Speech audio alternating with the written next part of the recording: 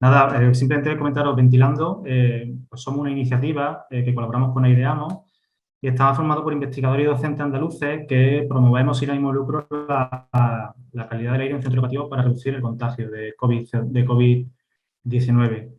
En esta asociación aportamos nuestra experiencia profesional con el objeto de compartir buenas prácticas y las herramientas disponibles y conseguir divulgar este conocimiento para tratar de mitigar la transmisión aérea del SARS-CoV-2 en el ámbito educativo fundamentalmente, pero también extensivo a otros ámbitos sociales. Eh, la charla la vamos a estructurar en 5 partes. En la primera, lección aprendida sobre autoprotección, que la voy a impartir yo. Seguidamente, María Rosa explicará experiencias de actividad al aire libre como oportunidad para conectar de nuevo con la naturaleza. Luego, Miguel Ángel Campano, nociones sobre ventilación y dilución de aerosoles. Posteriormente, Javier Pérez con estrategias de prevención con su experiencia real en el centro educativo donde él imparte enseñanza en secundaria en España. Y como broche final, el profesor Aliaga con estrategias, también experiencias en su presentación. Entonces, en esta primera parte vamos a hablar un poco de lo que son lecciones aprendidas en el pasado curso. Me centraré en comentar lo que para nosotros pensamos que es la estrategia fundamental que deberíamos aplicar en cualquier ámbito social y en el educativo en particular. Esta estrategia la denominamos como suma de capas de autoprotección y está basada en el modelo del queso suizo. Es bastante fácil entender esta metáfora como varias capas de protección compaginadas, imaginadas como rebanadas de queso que impiden la propagación del virus. Como veis, ninguna de las capas es perfecta porque todas tienen agujeros y cuando estos se alinean, pues se aumenta el riesgo, ¿no? Sin embargo, la combinación de las mismas disminuye de manera importante el riesgo. La vacunación, fundamentalmente, va a añadir una capa más de protección, pero no exime del empleo de las anteriores. Es sin duda las que vamos a ver ahora, las más importantes, las que van a contribuir a retirar carga viral del ambiente, ¿no? La más importante, pero, insisto, será la suma de capas la que nos van a proteger de contagio y de contagiar. Y en particular, ¿de qué nos tenemos que proteger? Bueno, fundamentalmente de los aerosoles. A fecha de hoy hay infinidad de publicaciones de prestigiosos investigadores basadas en la evidencia científica y que ya comenzada la pandemia apuntaban la necesidad de reconocer a que la principal vía de transmisión era la aérea, en concreto a través de los aerosoles. De forma resumida, sabéis que se ha demostrado que las denominadas gotículas o perdigones procedentes de la saliva y el fluido cuando que emitimos cuando hablamos, cuando gritamos y demás, se comportan como proyectiles y caen al suelo a una distancia de 1 o 2 metros de donde estamos, ¿no? Pero también estas gotitas pueden infectar al impactar en los ojos, en las fosas nasales o en la boca. Por otro lado, existen otras partículas más pequeñas, de unos 100 micras de tamaño, unas 100 micras de tamaño, que se quedan en suspensión y que pueden ir más allá de esta distancia.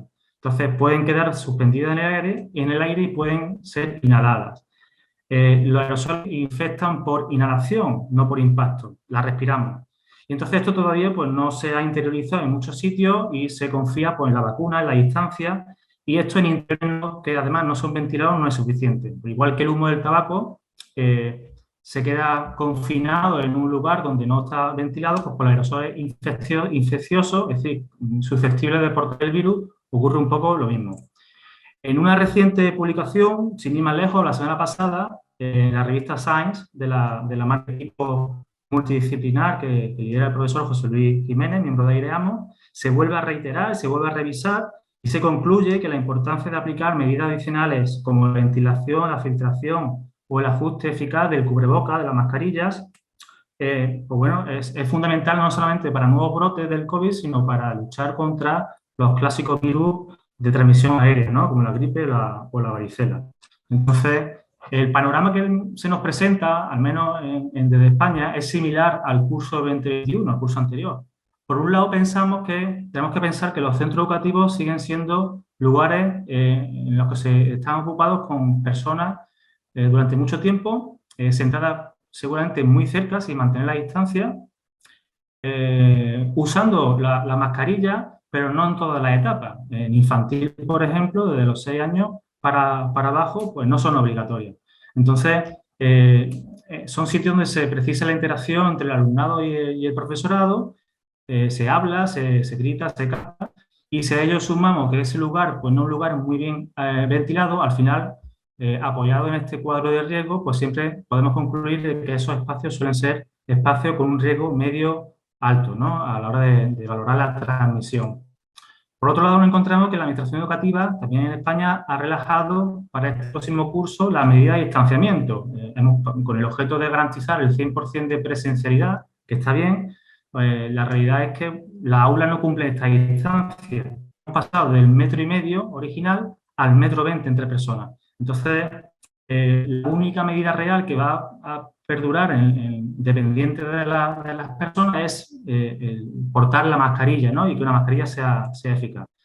Y todo ello sin obviar que estamos enfrentándonos a una variante del virus muy compleja, ¿no? La más compleja conocida hasta el momento, que es la variante Delta. Y estando vacunados los docentes, no todos, puesto que la vacuna no es obligatoria, y en el caso de la etapa de infantil y primaria, sin vacunar, y un bajo porcentaje de alumnos de secundaria que poco a poco van completando la pauta completa, pues nos encontramos ante una situación en la que la vacuna nos protege, es obvio, pero no es una vacuna esterilizante. Es decir, las vacunas actuales, las de primera generación, están demostrando ser excelentes para prevenir la enfermedad grave, la hospitalización y la posible muerte, pero no son tan buenas para prevenir la infección. Es decir, estamos vacunados, pero podemos seguir infectando. En este gráfico que os aporto, observamos la progresión en España de lo que es el proceso de vacunación en España enfrentado con respecto a los distintos picos, ¿no? Y las distintas olas que hemos ido sufriendo. Ahora mismo estamos en España en lo que se ha llamado el final de la quinta ola, ¿no? Que ha sido como consecuencia del relajamiento de medidas de cara a las vacaciones de verano. Entonces debemos tomar la vacuna con una capa más, ¿no? Una capa más de protección, la más importante, por supuesto, pero no la única. Ante este panorama y con la experiencia del pasado curso, ¿qué lecciones aprendidas podemos considerar y debemos tener en cuenta?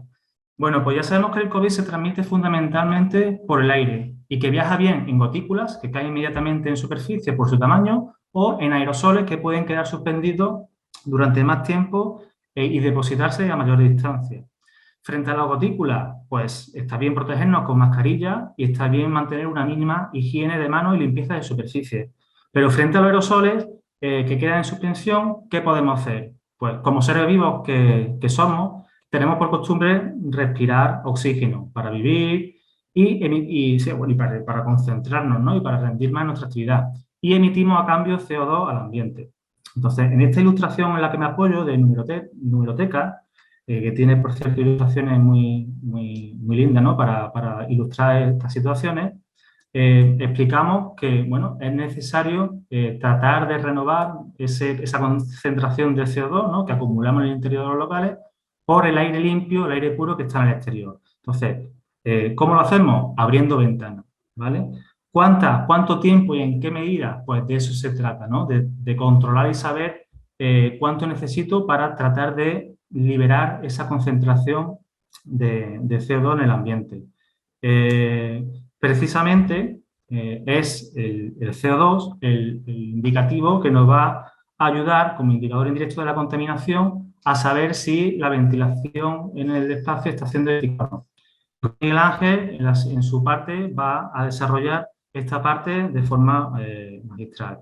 Entonces, en resumidas cuentas, debemos adoptar una estrategia que nos permita mantener a raya esa concentración de CO2 como medida indirecta de la concentración de aerosoles que potencialmente pueden ser infectivos. La experiencia nos dice que debe realizarse desde un control de una ventilación natural de forma que sea cruzada, constante y distribuida y, por supuesto, medida, porque de lo contrario estaríamos midiendo a ciegas. El pasado curso nosotros estuvimos midiendo más de un centenar de aulas andaluzas con resultados muy similares a la hora de poner en práctica esta estrategia que os voy a contar ahora. Nosotros llegamos a la aula y comenzamos a medir con la situación habitual que nos encontrábamos, que desde la administración educativa la que se marcaba era que era suficiente y resultaba bastante ventilar 10-15 minutos entre clase y clase. Es decir, que en época de frío se mantenía todo cerrado para acumular esa inercia térmica, ese calentito, y no se ventilaba hasta el cambio de clase. Entonces, nosotros entramos con los medidores y comprobamos que de forma inmediata los valores límites que se establecían, de los que luego hablará también el profesor Campano, se disparaban inmediatamente, ¿no? En nuestro experimento, en nuestro ensayo, no exponíamos al alumnado a toda la hora con todo cerrado. Bastaban 15 minutos para comprobar esa progresión en la que se veía claramente cómo se disparaba la concentración. Y hacíamos a los 15 minutos, comenzábamos a abrir una puerta y una ventana opuesta. Y veíamos claramente cómo decaía, cómo se renovaba, se empezaba a renovar ese aire respirado, ¿no? Luego, pasados otros 15 minutos, lo abríamos todo por completo, una renovación completa, y encontramos cómo se conseguía ese nivel estacional de forma constante, ¿no? Entonces, cobra sentido el por qué había que hacer una ventilación, por un lado, cruzada, para originar una corriente natural que renovara el aire, porque si yo cierro una puerta o cierro una ventana, al final ese remolino de aire viciado se queda concentrado y no tiene salida. ¿Por qué constante? Porque si ventilo de forma constante, en ningún momento superaré o pondré difícil para superar esos límites establecidos, ¿no?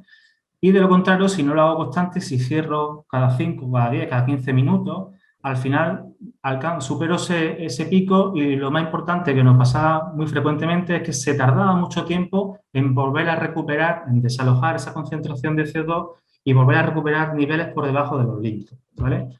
De forma distribuida, fundamental. Si todas las ventanas practicables que teníamos a nuestra disposición las abrimos por poco que fuera, nos servía para, de forma homogénea, barrer todo el espacio y renovar la mayor parte de la superficie, el volumen, en este caso, del aula, ¿no? Si abríamos ventanas alternas, al final nos quedaban zonas oscuras en las que tardaba más en renovarse ese aire interior, ¿no? Y, por supuesto, medida. Lo que no se mide no se puede mejorar. Si yo no controlo esa ventilación, estaré ventilando a ciegas, pasando más frío o más calor del necesario. El control es fundamental, y aquí es donde entran en juego los medidores de CO2. Es fundamental elegir el medidor adecuado para cada situación. Hay muchos medidores en el mercado, pero no todos, o le puedo sacar el partido a todos los medidores por igual. Y sobre todo fiables, que vayan equipados con sensores NEDIR de infrarrojos no dispersivos, que nos proporcionarán una medida más fiable que otros sensores de tipo electroquímico. Otra opción para cuando la ventilación natural no es suficiente puede ser recurrir a instalaciones de ventilación mecánica ponderada. Es cierto que en muchas ocasiones estas instalaciones son más complejas y más cuantiosas económicamente de instalar, pero suele ser de gran ayuda para mantener unos niveles óptimos de calidad del aire. Nosotros en Ventilando estamos ya desarrollando una solución de ventilación mecánica controlada de emergencia que se activa de forma remota cuando el sensor supera el límite que le vamos a establecer como límite último, ¿no? Como calidad del aire, y se desconecta solo, ese extractor se desconecta solo cuando el sensor detecta que ya hemos recuperado los niveles por debajo de lo establecido. Este curso estamos terminando de armar el primer prototipo y probaremos la eficacia en centro educativo. Los resultados los iremos publicando en nuestras redes sociales y en nuestro canal de YouTube.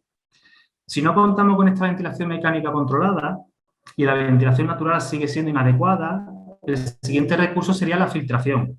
Existen en el mercado muchos equipos económicos accesibles que, bien dimensionados y eligiendo adecuadamente el lugar, considerando la actividad que se desarrolla en el recinto y el número de personas, protegen y son una capa de autoprotección bastante eficaz. Pero ojo que la filtración no es una medida que vaya a reemplazar la ventilación. Tenemos que seguir ventilando. Es un complemento de la primera, ¿vale? La suma de capas de autoprotección nos protege del contagio y de contagiar. Y hasta ahora lo que hemos estado viendo son capas de protección relacionadas con el tratamiento o la calidad del aire. Existen otras capas que hay que contar con ellas, y la fundamental, la que está al alcance ya de casi todo el mundo, es la mascarilla.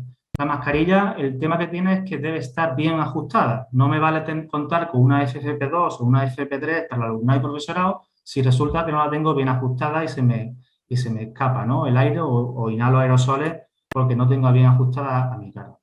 En este sentido, recomendamos que sigáis las publicaciones que, por ejemplo, en España la tenemos como referente María Tapia, porque tiene hilos muy interesantes al respecto. En España estamos volviendo en este curso a ratios, a ocupación de aulas muy similares a la situación de prepandemia. Entonces, la distancia, la capa de la distancia va a ser una capa llena de agujeros porque no la vamos a poder cumplir. Entonces, si podemos trasladar la actividad lo máximo que podamos al exterior, donde respiramos aire puro, pues mucho mejor, ¿vale? De este apartado será María Sastre la que se encargará de exponer en profundidad.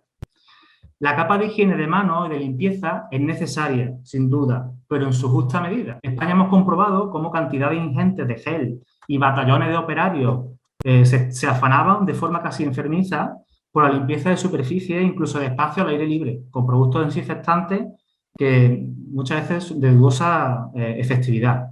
En definitiva, pensamos y reclamamos que se han invertido demasiados recursos económicos y humanos en esta capa de protección, mientras que otras ni se han mencionado o no se han tenido en cuenta como ha sido la ventilación. Por cierto, también hemos encontrado instaladas numerosas mamparas de metacrilato en las mesas del alumnado. Estas mamparas están dificultando la renovación del aire. Si estamos luchando porque exista una ventilación controlada, el hecho de instalar mamparas lo que estamos haciendo es plantear barreras para que ese aire pueda ser renovado, ¿vale? Entonces no la recomendamos. Otra capa de autoprotección vienen siendo los test de antígenos, los autotest, que ya están disponibles en muchas farmacias, al menos en España, como medida preventiva para alumnado y profesorado. Nos parece una medida que es fundamental porque nos permite detectar a las personas asintomáticas. El inconveniente en España, al menos, es el precio ahora mismo. En otros países sabemos que es gratuito, pero en España todavía los precios son altos. Desde Ventilando tenemos también como referente en España a Elena Plaza, que tiene también publicaciones e hilos muy interesantes sobre el uso de este tipo de capa de autoprotección. De la vacuna ya hemos hablado. La vacuna nos protege, pero no nos hace invulnerables. Al menos esta vacuna de primera generación. Por ello no debemos apostarlo todo a la vacuna. Debemos seguir confiando en el resto de capas. Y la que nos parece la capa más fundamental es la capa de pedagogía y de la información de estas medidas. Desde Ventilando vamos a seguir dándole difusión a todas estas medidas de forma clara para que lo entienda todo el mundo y con el respaldo siempre apoyado en la experiencia y en la evidencia científica. Por último, para finalizar, pues os dejo aquí estas ilustraciones en las que enfrentamos un poco lo que son las lecciones aprendidas que hemos estado repasando en esta primera parte, frente a las desinformaciones y las distracciones que, en nuestra opinión, pues se han ido vertiendo muchas veces incluso de los medios de comunicación o mucha información y hace que al final la ciudadanía pues no sepa muy bien el por qué se deben utilizar y cómo se deben utilizar estas capas de autoprotección. Bueno, gracias por vuestra atención. Le doy paso a mi compañera María Sastre.